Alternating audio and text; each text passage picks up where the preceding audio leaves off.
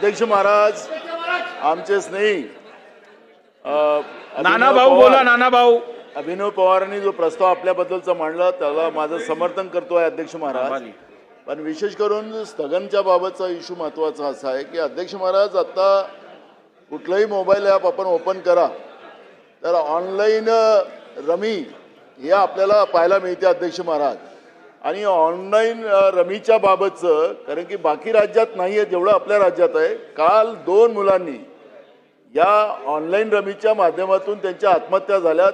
अनेक तरुण महाराष्ट्रामध्ये यामध्ये गुंतलेले आहेत आणि म्हणून मी आपल्याला अध्यक्ष महाराज हा महत्त्वाचा विषय आहे आपण एकमताने मांडू आपण सगळेजण. अध्यक्ष महाराज हा जो मोठ्या प्रमाणात ऑनलाईन रमीचा जो प्रादुर्भाव या मोबाईलच्या माध्यमातून जो सुरू झालेला आहे त्यामुळे तरुण सगळे बर्बाद होत चाललेले आहेत. तरुणाई त्याच्यामध्ये आत्महत्या करतात आहे. काल झालेली ही घटना ही आम्हाला सगळ्यांसाठी या आमच्या सगळ्यांसाठीच नव्हे तर आपल्या महाराष्ट्रासाठी शाहू फुले आंबेडकरांच्या महाराष्ट्रासाठी हानिकारक आहे. अध्यक्ष महाराज माझी आपल्याला विनंती आहे. सन्मान्य सदस्य नानाभाऊ पटोलेंनी जी आज माहिती सभागृहात दिली आहे ती अत्यंत गंभीर दिसून येते. त्या संदर्भात शासनाने गंभीर नोंद घेऊन यावरती उचित उपाययोजना त्वरित करावी. अशासकीय सदस्यांची विधेयके व ठराव समितीचे प्रतिवृत्त सादर करणे. दिले ना निदेश नरके साहेब. औचित्य अशासकीय ठराव अशासकीय औचित्य समितीचे प्रतिवृत्त. बोला. सुनील प्रभूजी बोला. अध्यक्ष महोदय उपमुख्यमंत्री गृह राज्यमंत्री या सभागृहामध्ये आहेत. आज संतोषनगर दिंडोशी या भागामध्ये जे डे केअर चालवलं जातं पाळणा घर त्याच्यामध्ये अनेक बालकं त्या ठिकाणी आपले पालक ठेवतात. आज 6 बालकांवरती त्या ठिकाणी अत्याचार झाले अशा पद्धतीची तक्रार दिंडोशी पोलीस ठाण्यात दिली गेलेली आहे. आणि हे जर सत्य असेल तर अशा माणसाला फाशीची शिक्षा झाली पाहिजे आणि कुठच्याही पद्धतीने याच्यामध्ये दिरंगाई न करता चौकशी लवकरात लवकर करून ज्यांनी हे कृत्य केलंय त्या नराधमाला फाशी देण्यासाठी फास्ट ट्रॅक कोर्ट चालून त्याला त्या ठिकाणी फाशी दिली पाहिजे. आणि पुन्हा घटना मुंबई शहरात होऊ नये म्हणून सरकार कोणती काळजी घेणार आहे याची देखील दखल सरकारने घेणं आवश्यक आहे. शासनाने नोंद घेऊन त्वरित उचित कारवाई करावी.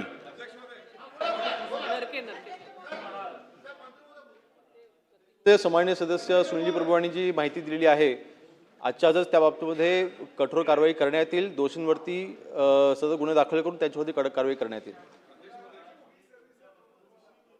आज आपण तिथं सरकारला सांगता निवेदन करा. आता कदम साहेब उभे झालेत पण आपण सांगून सुद्धा सरकार तिथं त्याला उभं होऊनही उत्तर देत नाही आणि निवेदनही देत नाही. अध्यक्ष महाराज काल मी महत्त्वाचा एक मुद्दा उपस्थित केला आणि त्याच्यात महाराष्ट्राची बदनामी होत आहे.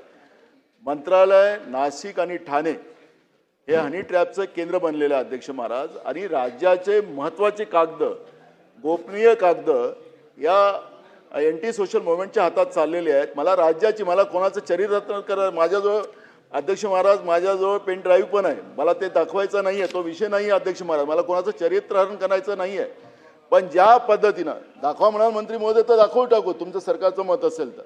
पण अध्यक्ष महाराज एवढ्या गंभीर प्रश्नामध्ये सरकार साधं निवेदन करायला तयार नाही अध्यक्ष महाराज. काल मी तुम्हाला म्हटलं संध्याकाळपर्यंत नाही देणार सरकार. पण काय चाललेलं आहे अध्यक्ष महोदय की या पद्धतीचं कृत्य मंत्रालय नाशिक ठाणे या सगळ्या ठिकाणी याचं केंद्र बनलेलं आहे अध्यक्ष महाराज. आणि सरकारने याला तुम्ही आदेश द्या अध्यक्ष महाराज. तुमचा अपमान कोणी करत असेल अध्यक्ष महाराज सरकारच्या वतीनं तर आम्ही सहन करणार नाही अध्यक्ष महाराज. पण अध्यक्ष महाराज जे काही चाललेलं आहे ते फार गंभीर चाललेलं आहे अध्यक्ष महाराज. परवा अध्यक्ष महाराज आपल्याला माहीत असेल की मी एका मुद्द्यावर आपण सांगितलं की तुम्ही माहिती द्या. निकृष्ट दर्जाचा तांदूळ या राज्यामध्ये आपण गरीब लोकांना देतोय. तुम्ही म्हणाला मला कागद द्या. अजून सरकारकडून आम्हाला त्याची माहिती मिळाली नाही अध्यक्ष महाराज. का अधिवेशन संपल्यानंतर सरकार सांगणार आम्हाला गरीब लोकांना अध्यक्ष महाराज या पद्धतीचं या अधिवेशनात जे निर्देश दिलेले आपल्याला म्हणजे सरकारला या संदर्भात जी निवेदनं करायची आहेत ती उद्या अधिवेशन संपण्यापूर्वी ती सर्व निवेदनं या सभागृहात होतील असं मी या सभागृहाला आश्वासित करतो. त्या निर्णयाला माझा विरोध नाही. अध्यक्ष महाराज जे काही ज्वलंत प्रश्न आहेत त्याला या पद्धतीनं आपण ढकलून ते अगर सरकारला या पद्धतीने म्हणत असाल तर अध्यक्ष महाराज त्याला गांभीर्यानं आपण घेतलं पाहिजे. गरिबांच्या दृष्टिकोनातलं महत्वाचा विषय होता अध्यक्ष महाराज. आता हे जे ते जे मशीन लावलेली आता रॅशनच्या दुकानामध्ये त्यालाही बोगस आहे अध्यक्ष महाराज. ते त्यालाही कॉन्ट्रॅक्टर लावलेले आहेत अध्यक्ष महाराज. गरिबाच्या तोंडात घास जात नाही. हनी ट्रॅप सारखा मोठा विषय त्याचा सरकार गंभीर नाही अध्यक्ष महाराज. आणि मी तुम्हाला मुद्दाहून सांगितलं अध्यक्ष महाराज, माझं माहिती आहे नाशिक, मंत्रालय आणि ठाणे हे त्याचे केंद्रबिंदू आहेत अध्यक्ष महाराज. आणि म्हणून अध्यक्ष महाराज माझी आपल्याला विनंती आहे, मला अध्यक्ष महाराज गंभीर बाब आहे, गंभीर बाब आहे अध्यक्ष महाराज. अध्यक्ष महाराज गंभीर बाब आहे. शासकीय सदस्यांची विधेयके व ठराव समितीचे प्रतिवृत्त सादर करणे. अध्यक्ष महोदय, मी आपल्या अनुमतीने अशासकीय सदस्यांची विधेयक आणि ठराव समितीचे अध्यक्ष महोदय. बसा बसा बसा. ठीक आहे. सन्मान्य ज्येष्ठ सदस्य नानाभाऊ पटोलेंनी इकडे आज जो मुद्दा उपस्थित केलेला आहे, या अधिवेशनात जेवढी निवेदनं करायचे निर्देश शासनाला दिले गेले आहेत ती सर्व निवेदनं उद्या संध्याकाळी सभागृहाची बैठक संपण्यापूर्वी शासनाने करावी असे मी सक्त निर्देश परत शासनाला देत आहे. एक मिनिट, शासनाकडनं याची अक्नॉलेजमेंट कोणी देईल का? होय अध्यक्ष महोदय.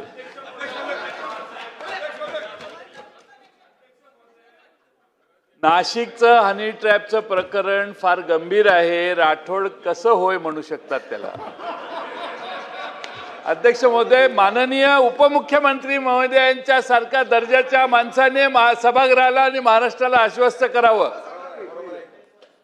नाशिकच्या हनी ट्रॅपचं प्रकरण आहे. आपण सांगा, तुम्हाला सगळी नावं माहित आहेत का अध्यक्ष महोदय? ती सगळ्यांची नावं आहेत. अध्यक्ष महोदय, आपण या बाबी गांभीर्याने घेतलेल्या आहेत आणि आपल्या निर्देशाप्रमाणे शासनाने देखील नोंद घेतलेली आहे. चला बस झालं आता, चला पुढे जाऊ. काय करता?